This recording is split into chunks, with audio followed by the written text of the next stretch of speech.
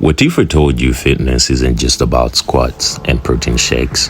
That it's not just a routine, but a lifestyle that transforms how you think, move, and live? Welcome to Moxi'S Radio, the show where we dive deep into the world of fitness beyond the gym.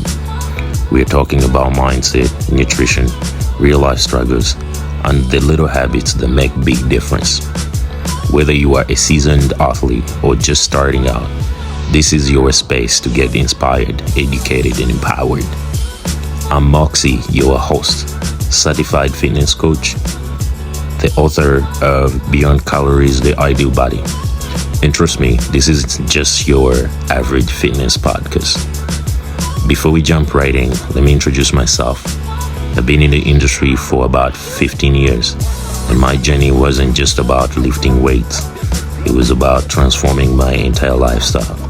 The struggle I learned, and even a raw book about it. I mean, right? But here's the thing, fitness isn't one size fits all. That's why this podcast exists, to explore the untold stories, the science behind the trends, and real life strategies that help people thrive. You won't just hear me rant about deadlifts, although we're definitely going to talk about deadlifts. We are covering how fitness impacts mental health, relationships, and daily productivity.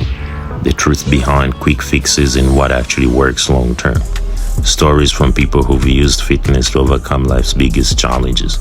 And yes, I'll even share behind the scenes lessons from writing my book. Do this podcast. It's been a long time where I've been talking about doing it. And to me, I had done some production earlier last month, but I figured that I didn't like the production because the sound wasn't really good, and that affected everything. Some of the work that I had done, I realized that it wasn't really good, but now we're back at it again, and we are ready to bring you the Moxi'S Radio podcast, and let's go.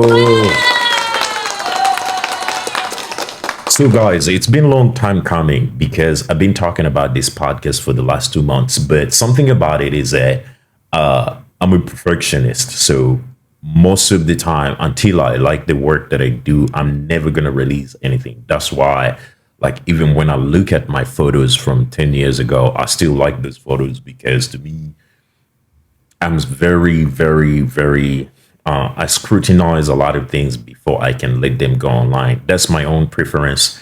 I know that a lot of people have different ways and different things that work for them. So I'm very happy to be here and start the Moxi'S Radio. So before we dive right in, I wanted to let you know a little bit of the background of myself. I'm Moxie, but my real name is Booga Moses. As you all know, Instagram and all other social media. I'm a fitness coach for sure, and I've been doing this job for about 15 years now. And some of the experiences that I've had throughout my entire career just transcend just fitness or being in the gym. First of all, fitness goes beyond just lifting weights, or squatting, or just protein shakes. It goes about your entire life. And to me, some of the most successful people that I've seen or been with are the ones that actually have been able to look at themselves and think about their health and take care of themselves. So to me, it's really personal to be able to share my experiences with you. Let's go. So guys, I wanted to share a little bit of my background. So when I started fitness, to be honest, I don't know, like a lot of you out there, my goal was just to try to look good in my clothes. But I guess the initial idea was that I was insecure in the way that I looked, and that affected my whole perspective of who I was as a person. Clearly, a lot of people will tell you that a lot of people put on a lot of muscles just to hide their insecurities. But I was viewing it from a perspective that I liked my body so much that I wanted to take care of it. And I wanted to also my outlook to represent who I am as a person. So I knew that I had to do something about it. But it wasn't an easy journey. So this is the journey of Moxie starting out as a fitness enthusiast. So this is a year 2019, and I put it in my book. So I obviously I'll talk about my book in a second, but year 2019 was my first time. Was the first time I actually realized that I wanted to do fitness, because when I went to the gym with my back then he was my teacher. He was going to this gym at Mr. Kasasa's place. So for most of y'all who lived in Kampala and lived somewhere around Namasula, you knew Mr. Kasesa. So Mr. Kasesa was a former Mr. Africa from like the 70s, I guess. He's a gentleman who had, traveled the world and had represented Uganda at the international stage. So I was inspired by his story looking at the pictures. But also when I went to the gym and I looked at the magazines that were like on the walls, I just saw this lifestyle. I thought it was cool. I saw Ronnie Coleman, obviously. I saw Dexter Jackson, and I was like, damn, this looks really good. And from that point, I looked at Dexter Jackson, Johnny Jackson, there was Branch Warren, there was Jay Cutler, there was Kevin Livrani, there was some of all those guys. I thought it was cool. I thought that these guys looked really cool. But I was also wondering, like, how can a person put on a lot of muscles like that and still look that cool? So, but that also was inspired by the fact that I just wasn't good at sports. I wasn't good at any type of sport. So I figured that, well, I might as well just do this. But the fact that I knew that I could control it and I could turn it on and turn it off whenever I wanted to be, that felt like a perfect idea that I would pursue for sure.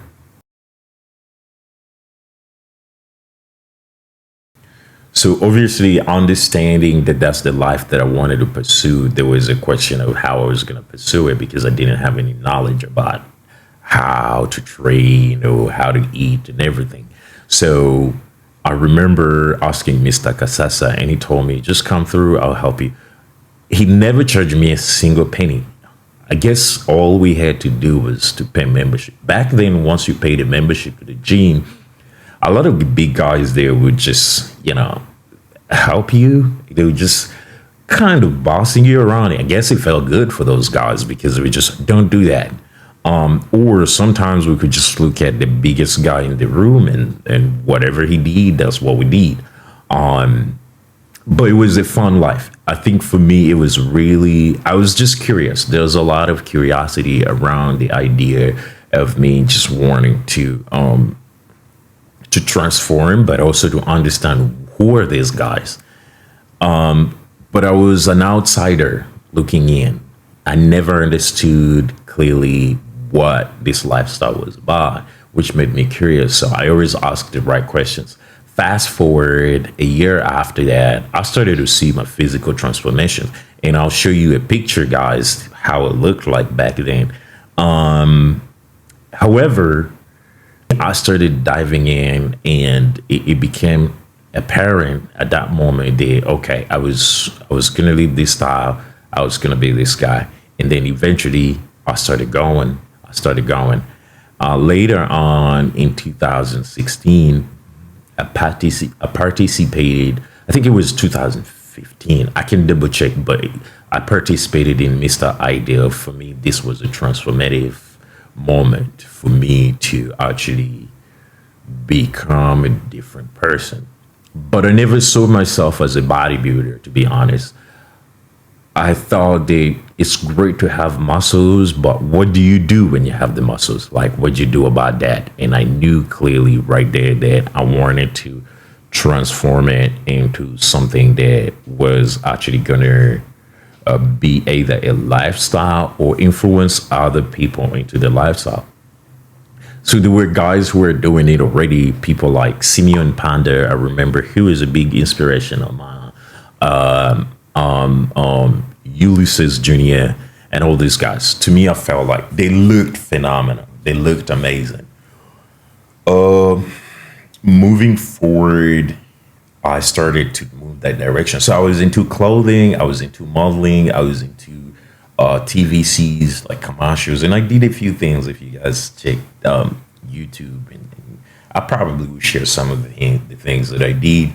And to me, that was the beginning, my introduction to being popular, but also using fitness as a tool to get me to where I am.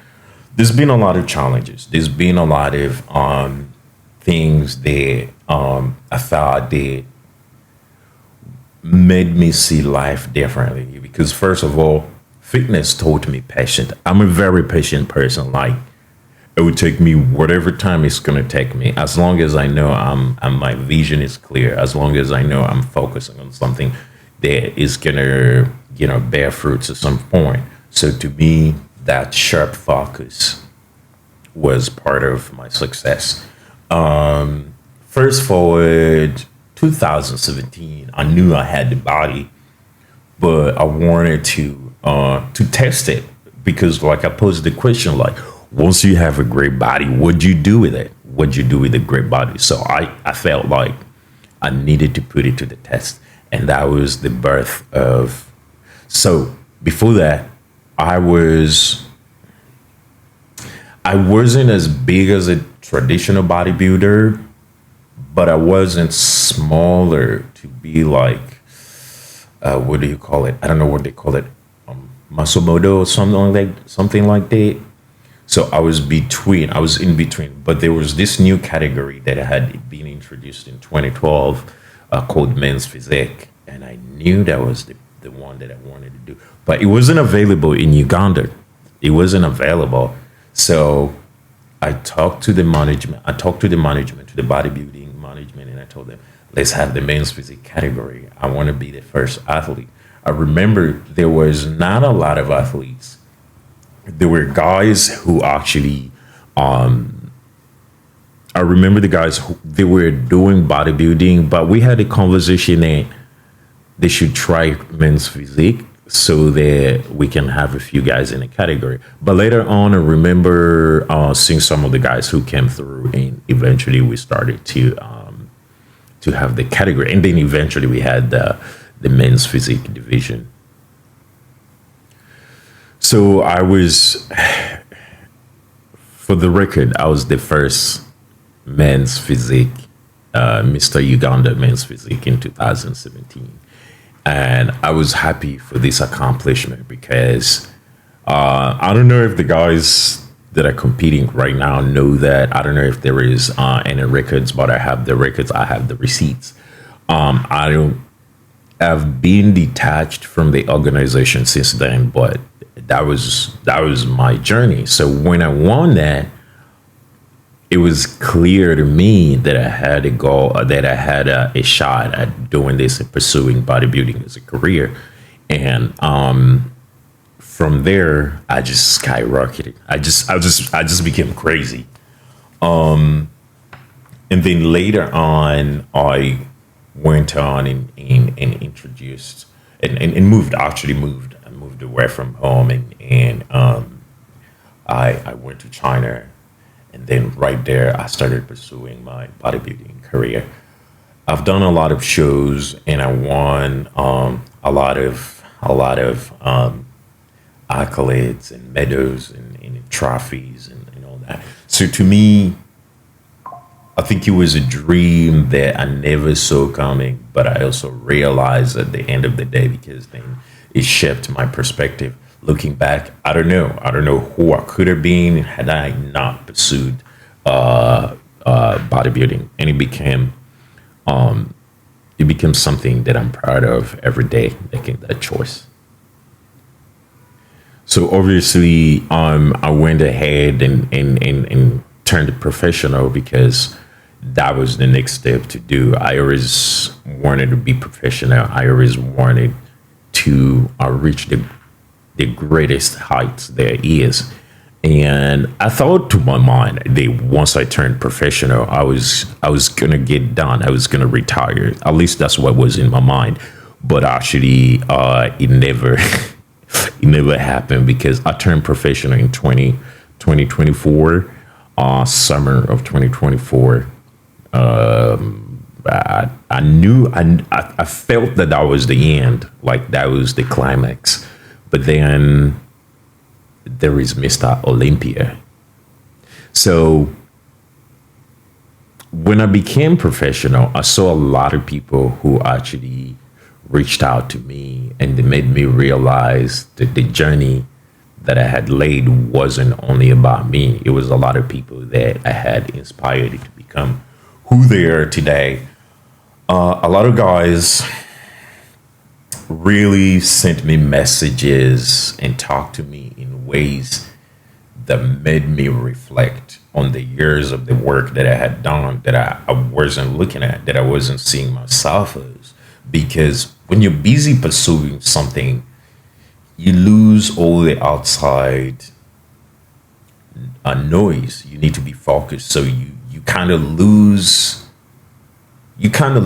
touch with what's going on, because your vision is that clear and you want to stay focused as much as I didn't know I inspired people. I didn't know there was a group of people that I was actually representing and becoming better and doing all this great stuff. So obviously I decided that I wanted to go to the Olympias.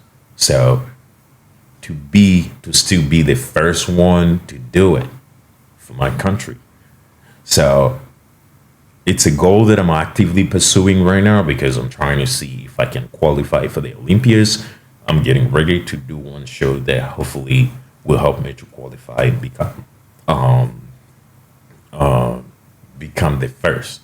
I know there's a few guys like Derek. He's also trying to also qualify for the Olympias in 2026. There's Brian, these are all pro guys. At least these are the two other pros that I know from Uganda. I don't know any other person.